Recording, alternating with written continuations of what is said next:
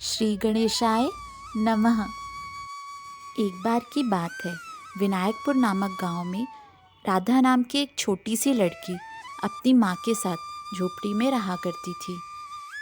माँ और बेटी दोनों ही भगवान श्री गणेश के परम भक्त थे। एक दिन पास के ही गांव में गणेश उत्सव के दौरान भगवान श्री गणेश का मेला लगा। राधा अपनी माँ से मेला जाने के लिए बहुत ज़िद करने लगी और उसकी ज़िद को देखते हुए माँ ने उसकी खुशी के लिए उसे अनुमति दे दी। माँ ने राधा को मेला जाने से पहले 2 लड्डू और 1 बोतल पानी दिया। माँ ने राधा से कहा, इसमें से 1 लड्डू और थोड़ा सा पानी तुम गणेश जी को दे देना और बचा हुआ 1 लड्डू खाकर तुम पानी पी लेना। माँ की इस बात पर राधा हामी भरते हुए खुशी खुशी मेले की ओर चल पड़ी। राधा मेले में पहुंचकर बहुत खुश हुई। राधा ने मेले में बहुत सारे खेल खेले और झूले झूले।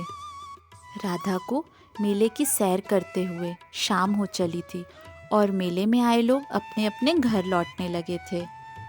और जैसे ही राधा भी अपने घर की ओर लौटने लगी, उसे अपनी माँ की कही बात याद आ गई।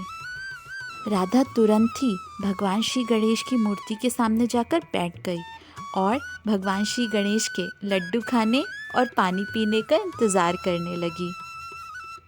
अंधेरा बढ़ता ही जा रहा था और रात हो रही थी, फिर भी राधा भगवान श्री गणेश का इंतज़ार कर रही थी कि वह आएंगे और उससे लड्डू और पानी लेंगे।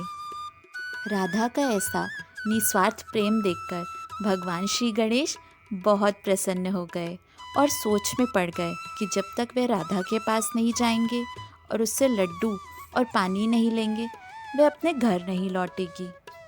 तभी एक छोटे से बालक का रूप धरकर भगवान श्री गणेश राधा के पास पहुंच गए और उससे 1 लड्डू और थोड़ा सा पानी ले लिया और बोले, मांगो, तुम्हें क्या मांगना है।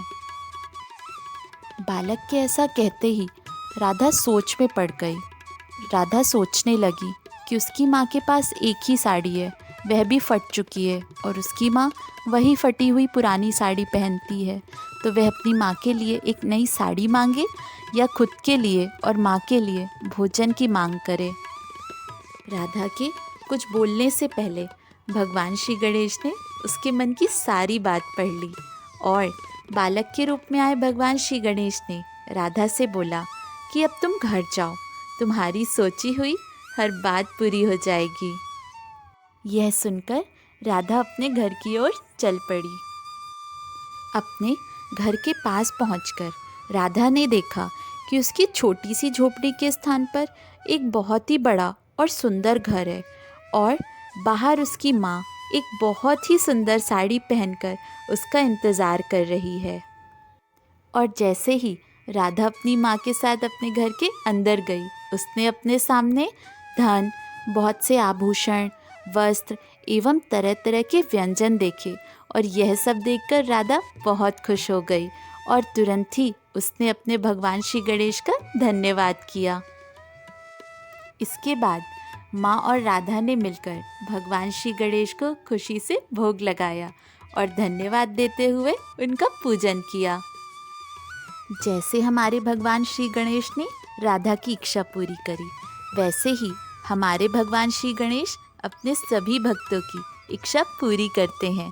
भगवान श्री गणेश की जय।